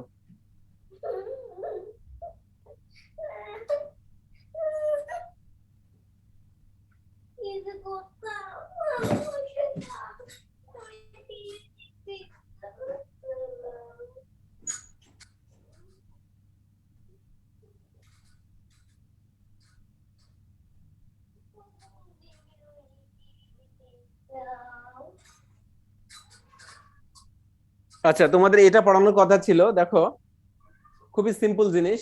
এখানে একটা ভিডিও ছিল, ভিডিওটা আমি এখানে ইয়া করে নেই। তো ভিডিওস দেখতে পাচ্ছ তোমরা? ভিডিওস, জি স্যার। ভিডিওস এটা একটা শর্ট নোট হিসেবে থাকবে। ভিডিওসটা দেখো ভাইরাস এর নামকরণ থেকে আসছে, কিন্তু এখানে সূক্ষ্ম একটা পার্থক্য আছে যে সবকিছু আছে ভাইরাসের মতোই, কিন্তু এখানে প্রোটিন নাই। অর্থাৎ প্রোটিন, ডিএনএ অথবা আরএনএ, হ্যাঁ এগুলো থাকলে আমরা একটা কমপ্লিট ভাইরাস বলি। তো একে ভিরোস কেন নাম দিচ্ছে, এটা ভাইরাস নয় কেন? কারণ হলো এর মধ্যে প্রোটিন নাই। তো viroids are smallest infectious pathogen, এটাকে ভাইরাস বলবো না। Viroids are the smallest infectious pathogen বা মাইক্রো অর্গানিজমস, যেটাই বলো না কেন, প্যাথোজেনই বলো। They are composed solely of a short strand of circular single stranded RNA that has no protein coating. অর্থাৎ ভিরোসটা একটা প্যাথোজেন এবং এতে কি থাকে, ছোট্ট short strand circular single stranded RNA, short মানে সার্কুলার এবং শর্ট স্ট্র্যান্ডেড সিঙ্গেল আরএনএ থাকে, সিঙ্গেল স্ট্র্যান্ডেড আরএনএ থাকে, শর্ট এবং সিঙ্গেল স্ট্র্যান্ডেড আরএনএ থাকে, এতে কোনো প্রোটিন থাকে না। All known viroids are inhabitants of higher plants and most causes disease whose respective economic importance on humans varies widely. এখানে এই ভিরোইডস গুলো কি করে, ইনফেক্ট করে কোথায়? হায়ার প্ল্যান্টসে, বড় বড় গাছে, যেমন আপেল গাছ, আম গাছ বা যে সকল ফ্রুটস প্ল্যান্টস, হায়ার প্ল্যান্টস গুলোতে, ছোট ছোট না, হায়ার প্ল্যান্টস গুলোকে এই প্যাথোজেন গুলো আক্রমণ করে এবং প্ল্যান্টস এর থেকে যে তোমার ফল হয়, ফুল হয়, এগুলো এর উপর একটা ইম্প্যাক্ট পড়ে, অর্থাৎ এগুলো ক্ষতি করে। ইকোনমিক আমাদের একটা লস হয়, তাই না? ইকোনমিক্যালি লস হয়। তো এটার মূল বৈশিষ্ট্য হলো যে এটা একটা শর্ট স্ট্যান্ডার্ড আরএনএ প্যাথোজেন এবং এটা সার্কুলার এবং এতে কোনো প্রোটিন কোটিং নাই, এই জন্য একে ভিরোডস বলা হচ্ছে, ভাইরাস বলা হয় না। বুঝতে পারতেছো কি তোমরা? হ্যালো, স্যার এটা কি শুধু গাছকেই আক্রান্ত করে, মানুষের? হ্যাঁ, মানুষকে না, এটা শুধু প্ল্যান্টকে, হায়ার প্ল্যান্টকে, তাও আবার হায়ার প্ল্যান্ট বলতে বড় বড় গাছ। জি স্যার। আচ্ছা, viroids are shown to consist of a short stresses a few hundred nucleotide base, খুব ছোট ছোট, এটা single standard RNA, unlike virus, এটা ভাইরাস না। Did not have a protein code. কেন ভাইরাস বলতেছি না? এখানে প্রোটিন কোড নাই, কারণ প্রোটিন না থাকলে তো ভাইরাস হবে না। ভাইরাসের বৈশিষ্ট্য কি? ডিএনএ অথবা আরএনএ এবং প্রোটিন কোড থাকতে হবে, তাই না? আচ্ছা, compared with other infectious plant pathogen, viroids are extremely small in size, ranging from 246 থেকে 467 nucleotide base. They thus consist of a fewer than 10,000 atoms. Function: Messer viroids consist of a non-coding. আচ্ছা, এগুলো, এই viroids গুলো নন coding. কেন নন coding বলতে পারবা? Sir protein নাই তো। প্রোটিন না থাকলে স্যার কি? নাইস, হ্যাঁ, সুন্দর উত্তর। Covalently close circular RNA that is able to autonomously infect respective host plants. তাহলে এই ভিরোইডস গুলো যে সকল হোস্ট প্ল্যান্টে আক্রমণ করার কথা, তাদের সেইগুলোকে অটোমেটেড আক্রমণ করে। এদের আক্রমণ করার ক্ষমতা আছে, যেহেতু এটা আরএনএ প্যাথোজেন এবং সার্কুলার, এগুলো আক্রমণ করে। Thus they must utilize proteins of the host. যেহেতু এদের প্রোটিন নাই, তাহলে এই ভিরোইড গুলো বেঁচে থাকে কিভাবে, বা এগুলোর লাইফ সাইকেল কিভাবে চলে? এই যে এখানে একটা দেখো, thus they must utilize proteins of the host for most biological functions such as replication, processing, transport and pathogenesis. তাহলে তোমাদের কাছে মনে হয় না যে প্রোটিন একটা ইম্পর্টেন্ট জিনিস, প্রোটিন একটা ইম্পর্টেন্ট পার্ট, ডিএনএ আরএনএ বা এই ট্রান্সক্রিপশন একটা important part for the life cycle of living organisms. তাহলে এই প্রোটিনটা না থাকার জন্য এই ভিরন গুলো কার প্রোটিন ইউজ করে? স্যার হোস্ট সেলের, যেমন যে গাছকে আক্রমণ করবে তার প্রোটিন ইউজ করে। তাদের কি করে? রেপ্লিকেশন বলতে ডিএনএ আরএনএ, যদি আরএনএ, যেহেতু আরএনএ, তাহলে এমআরএনএ তৈরি করে। প্রসেসিং, ট্রান্সপোর্ট, প্যাথোজেনেসিস, এবং এটা এই জিনিসগুলো কি হয় হোস্টের। এইটা একটা ক্রিটিক্যাল প্রশ্ন আসতে পারে যে এই যে ভিরোইডস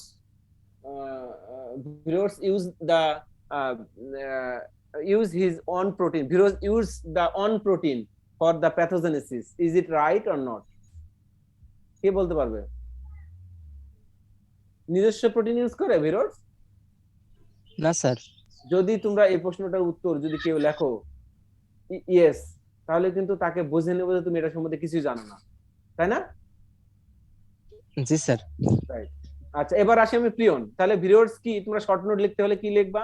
এই যে ভিরোইডসটা কি জিনিস, এইটা, আর কোথায় আক্রমণ করে এটা, আর তার ফাংশনটা, এটুকু লিখলে এনাফ, এবং তার কতটুকু স্ট্রাকচার সেটুকু একটু লিখতে পারো। এটা হয়তো 2 থেকে 2.5 মার্ক পারা যাবে না? হ্যাঁ স্যার। জি স্যার। ওকে, প্রিয়ন এটাও শর্ট নোট আকারে থাকতে পারে। প্রিয়নটা কি? প্রিয়নটা হলো এক ধরনের প্রোটিন, যে প্রোটিনটা নরমালি আমাদের বডিতে যদি নরমালি থাকে, হ্যাঁ, তাহলে এটার ফাংশনটা এখন পর্যন্ত আইডেন্টিফাই করা হয়নি যে নরমাল ফাংশনটা কি এই প্রোটিনের। খুব একটা মিস্টেরিয়াস জিনিস। তো এই প্রোটিনটা আমাদের বডিতে বিভিন্ন পার্টে থাকে। তো এখানে সেন্ট্রাল নার্ভাস সিস্টেম, মানে তোমার ইয়াতে বডির মাসলে থাকে, বা তোমার নার্ভ সেল গুলোতে থাকে, তারপরে হলো তোমার ব্রেনেই থাকে। তো এই প্রোটিনগুলো যখন তোমার বেশি পরিমাণে কোনো জায়গায় থাকে, অর্থাৎ অ্যাকুমুলেটেড হয়, তখন সেখানে একটা বড় সমস্যার সৃষ্টি হয়। অর্থাৎ এই প্রোটিনগুলো যখন বেশি পরিমাণ অ্যাকুমুলেটেড হয়, তখন ওখানে একটা মিসফোল্ডিং সৃষ্টি হয়। অর্থাৎ প্রোটিনগুলোর নরমাল যে স্ট্রাকচার, সেই স্ট্রাকচারটা নরমাল না থেকে অ্যাবনরমাল স্ট্রাকচার হয়ে যায়, মিসফোল্ডিং বলা হয়। তখনই এটা ডিজিজের সৃষ্টি করে। এটাই হলো মেন প্রবলেম। তাহলে আমি একটু পড়ে যাই, তোমরা একটু শোনো। A prion is a type of protein that can trigger normal protein in the brain to fold abnormally. এই প্রিয়ন প্রোটিন একটা প্রোটিন, যে প্রোটিনগুলো অনেক সময় কি হয় একসাথে অ্যাকুমুলেটেড হয়ে অন্য একটা প্রিয়ন প্রোটিনকে ট্রিগার করে ওদের স্ট্রাকচারটাকে মিসফোল্ডিং করে ফেলে। তখনই এটা প্রিয়ন ডিজিজ এর সৃষ্টি হয়। Prion disease can affect both humans and animals and are sometime spread to humans by infected meat products. তোমরা ম্যাড কাউ রোগ নাম শুনছো না, যে গরুর মাংস খেলে মানুষও এরকম দৌড়াবে, মানে দৌড়ায় বেড়াবে আর কি। জি স্যার, শুনছি স্যার। পাগল, হ্যাঁ পাগল গরু আর কি, সেই গরুর মাংস খেলে মানুষেরও হবে এরকম। তো নিউরোজেনিক একটা হ্যাঁ neuro disorder, neuro degenerative diseases মানে নিউরো ডিসঅর্ডার, অর্থাৎ সেন্ট্রাল নার্ভাস সিস্টেমে সেখানে অ্যাকুমুলেটেড হয়, প্রিয়ন প্রোটিন গুলো বেশি পরিমাণে জমা হয়, জমায় মিসফোল্ডিং সৃষ্টি করে। তাহলে আমরা যদি খালি প্রিয়ন বলি, prion is a protein, normally it have no function till now. এখন সায়েন্টিস্ট এখনো পর্যন্ত জানে না এর নরমাল কি ফাংশন। যদি বডিতে যদি নরমাল পরিমাণ থাকে তাহলে এর ফাংশনটা এখন পর্যন্ত কি সেটা জানে না। কিন্তু এই প্রিয়ন প্রোটিনের যদি কোনো জায়গায় বেশি পরিমাণে থাকে, কোনো ইয়াতে অ্যাবনরমালি কোনো জায়গায় এক্সপ্রেস হয়, তাহলে তখনই একটা সমস্যা সৃষ্টি হয়, সেটা মিসফোল্ডিং হয়ে কি হয়, নিউরো ডিজেনারেশন সৃষ্টি করে, নিউরো ডিজেনারেটিভ ডিজিজ সৃষ্টি করে। তো what is prion disease? Prion disease cause a progressive decline in the brain function due to the misfolding of proteins in the brain, particularly misfolding of proteins called prion proteins, PRP. তাহলে প্রিয়ন একটা protein, যদি মিসফোল্ডিং হয়, মিসফোল্ডিং হয়ে যদি accumulation হয়, অর্থাৎ accumulated কোনো জায়গায় যদি বেশি পরিমাণে এটার এক্সপ্রেশন হয় বা জমা হয়, জমা হয়ে কি হয়, ওই প্রোটিনটার আকার আকৃতিটা মিসফোল্ড হয়, অর্থাৎ নরমাল যে ফোল্ডিং থাকে না প্রোটিনের, নরমাল স্ট্রাকচার সেটা না থেকে ওটা কি হয়, অ্যাবনরমাল স্ট্রাকচার হয়, যেটাকে আমি বলে মিসফোল্ডিং। সেই অ্যাবনরমাল স্ট্রাকচারের ফলে কি হয়, ওর ফাংশনটাও চেঞ্জ হয়ে যায়, অর্থাৎ তখন কি হয়, নিউরো ডিজেনারেটিভ ডিজিজ সৃষ্টি করে সেগুলো। The normal function of this protein is currently unknown in people with, এই জিনিসটা একটু দেখো, normal function of this prion protein is currently unknown, অর্থাৎ প্রিয়নের যে প্রিয়ন প্রোটিনের যে নরমাল ফাংশন সায়েন্টিস্টরা এখন পর্যন্ত বের করতে পারে নাই, কিন্তু অ্যাবনরমাল ফাংশনটা জানে। In people with prion disease, misfold prion protein (PRP) can bind to healthy prion protein, which causes the healthy prion protein to also fold abnormally. তাহলে আমি যে কথাটা বোঝাতে যাচ্ছি সেটা কি বুঝতে পারছো, যে নরমাল প্রিয়ন প্রোটিনটা যদি মিসফোল্ড হয়ে যায়, অথবা মিসফোল্ড প্রিয়ন প্রোটিন, তুমি যদি বলো যে প্রিয়ন ডিজিজের ক্ষেত্রে কি হয়, প্রিয়ন ডিজিজের ক্ষেত্রে কি হয়, সেটা হলো যে কোনো জায়গায় প্রিয়ন যদি বেশি পরিমাণ, প্রিয়ন প্রোটিনটা বেশি পরিমাণ অ্যাকুমুলেটেড হয় বা জমা থাকে, তাহলে সেটা কি হয়, মিসফোল্ড হয়ে যায়। মিসফোল্ড বলতে আর আকার আকৃতি চেঞ্জ হয়ে যায়। চেঞ্জ হওয়ার ফলে কি, ওই মিসফোল্ড প্রোটিনটা তখন আবার নরমাল হেলদি প্রিয়ন প্রোটিনের সাথে বাইন্ড করে কি করে, ওটাকেও অ্যাবনরমাল তৈরি করে ফেলে, অর্থাৎ তখন সে নিউরো ডিজেনারেটিভ ডিজিজের সৃষ্টি করে।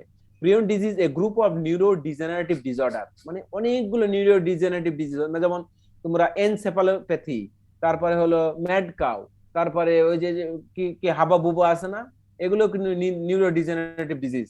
অটিস্টিক বেবি টেবি আছে, এগুলো কিন্তু নিউরো ডিজেনারেটিভ ডিজিজ হতে পারে, can affect both humans and animals.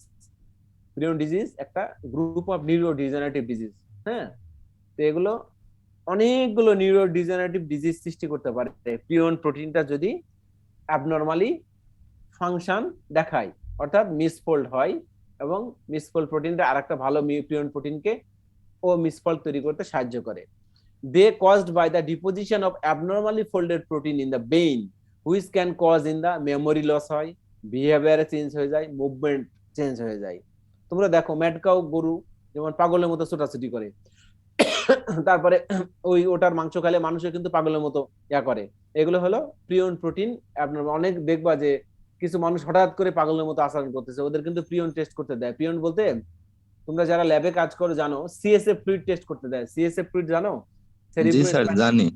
এই ফ্লুইডটার প্রোটিনটা অনেক বেশি হয়, প্রোটিনটা অনেক বেশি হয়, সুগার কমে যায়। হ্যাঁ, তো প্রোটিন বেশি হয়ে গেলে ব্রেনে যখন এই প্রোটিন গুলো যখন বেশি হয়ে যায়, তখন এটা এনসেফালোপ্যাথি বা অন্যান্য ব্রেন নিউরো ডিজেনারেটিভ মানে নিউরোনাল ডিসফাংশন শুরু হয়ে যায়।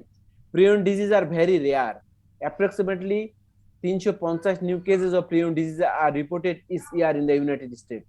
এই ডিজিজটা খুবই কম হয়, তবে এই যে প্রতি বছরে 350 জন নিউ কেসেস ইউনাইটেড স্টেটে হয়। ওই দেশে ট্রিটমেন্ট হয় এখনো, এই কারণে নিউরো ট্রিটমেন্টটা আমাদের দেশে এখন পর্যন্ত রেইজ করে নাই ভালো। Research are still working to understand more about this disease and to find an effective treatment. Currently prion disease are always eventually fatal. এখন পর্যন্ত প্রিয়ন ডিজিজটা খুব মারাত্মক। আচ্ছা, What are the different types of prion disease? How can you develop them, and is there any way to prevent them? আচ্ছা, sorry, কোথায় গেল?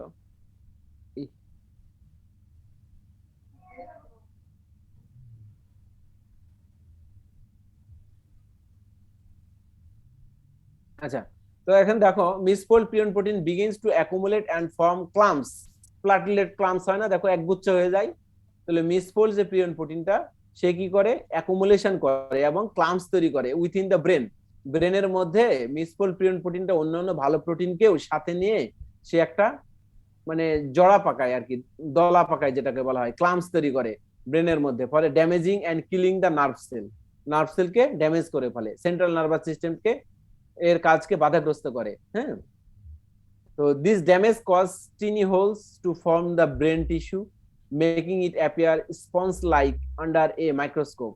মাইক্রোস্কোপকে দেখলে ব্রেনের টিস্যু গুলোকে যখন তুমি দেখবা, সিএসএফ এর অনেক সময় স্লাইড করা হয়, দেখলে বোঝা যাবে যে এটা একটা স্পঞ্জি লাইক ক্লাম্প একটা সৃষ্টি হচ্ছে। In fact you may also see prion disease refer to as the spongiform encephalopathies. হ্যাঁ, এনসেফালোপ্যাথিস একটা রোগ যেটা প্রিয়ন প্রোটিন মিসফোল্ডের ফলে হয়। You can develop a prion disease in several different ways which may include. আচ্ছা, প্রিয়ন ডিজিজ কিভাবে ডেভেলপ হয় বা কিভাবে হতে পারে? এটা অ্যাকোয়ার্ড হতে পারে। অ্যাকোয়ার্ড বলতে যে তুমি যদি exposed to abnormal prion protein from outside source may occur through the contaminated food or medical equipment.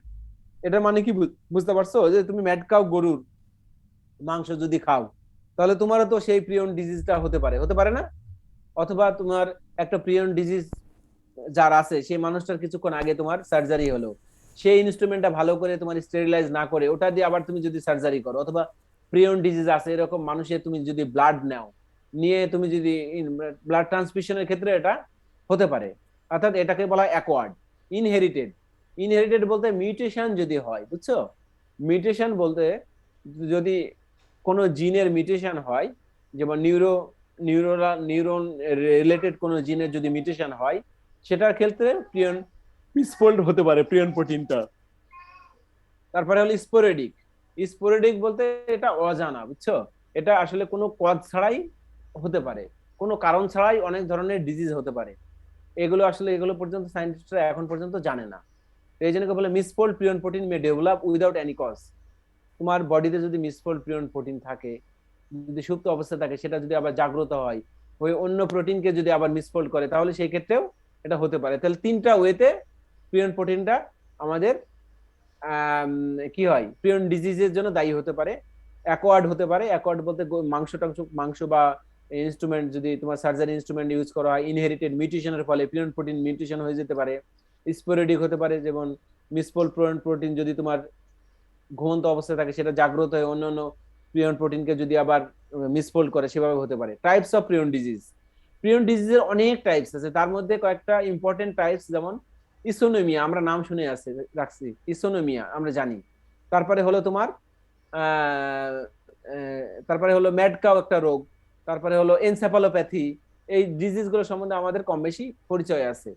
Human প্রিয়ন disease, human প্রিয়ন disease দেখো এগুলো, হ্যাঁ, ইসোনোমিয়া, তারপরে হলো তোমার স্নেক্সকার লাইক কুরু, এগুলো এই ডিজিজ গুলো আছে। আমরা এগুলো নিয়ে এখন এত কিছু আর কি অত করবো না। তবে প্রিয়ন ডিজিজ থেকে তোমার প্রিয়ন ডিজিজ হলে কি কি ধরনের কমপ্লিকেশন সৃষ্টি হয়, কমন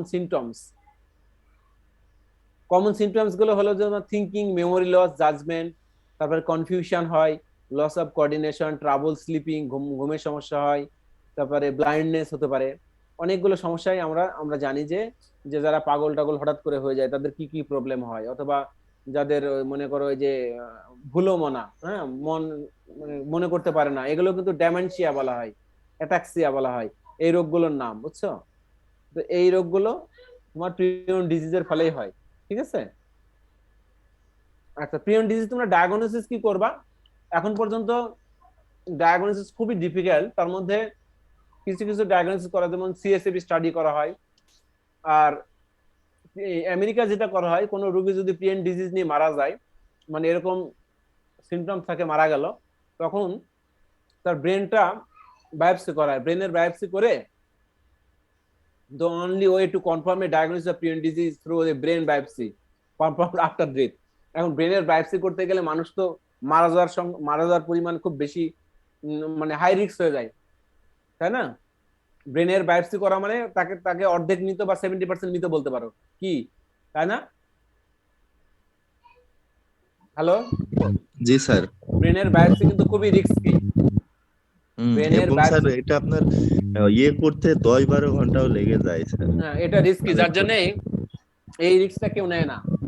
ফলে এই ধরনের রোগী যারা এখন আমেরিকার যে ইয়াগুলো হচ্ছে, রিসার্চ গুলো হচ্ছে, এই রোগীগুলো মারা যাওয়ার পরে তাদের ব্রেনের টিস্যু নিয়ে সেগুলো নিয়ে রিসার্চ করা হয় এবং কেন হচ্ছে কারণ খোঁজা হচ্ছে, এবং ভালো কিছু ওরা ইয়াও পাচ্ছে আর কি, ফিডব্যাকও পাচ্ছে। এইটা হলো আমাদের আজকের মতো এখানে ক্লাস শেষ। আমি একটু দু একটা কোশ্চেন জিজ্ঞাসা করে শেষ করব। এই তোমার সাউন্ড করতেছে কার? মিউট করো। আজকের ক্লাস কি সব বুঝতে পারছো? স্যার। আচ্ছা, তোমাদের এক্সট্রা যদি ক্লাস নেওয়া লাগে বলো, আমার আর দুইটা ক্লাস হলে শেষ হয়ে যাবে। একটা হলো ইন্টারফেরন এখানে একটা ক্লাস খুব মানে ইয়া আর কি, চ্যাপ্টারটা বড়, তারপরে আমি বুঝাতে পারবো আশা করি। একটা ক্লাস, আর একটা হলো যে তোমার ছোট্ট একটা একটা কোশ্চেন আসতে পারে হয়তো 5 মার্কের, তোমার ভাইরাস হোস্ট ইন্টারাকশন, ওই যে রিসেপ্টর থাকলে আর কি, এটা কোনটা রিসেপ্টর আছে, এটা হোস্ট ভাইরাস ইন্টারাকশন, এটা হয়তো 2-3 মিনিট লাগবে। তো এখন আমি এই যে ক্লাসটা আজকে নিলাম, তোমাদের ক্লাসটা থেকে কিছু বুঝতে পারছো? আমি একটু জিজ্ঞাসা করবো, এই জুই আলম, 1-2 মিনিট।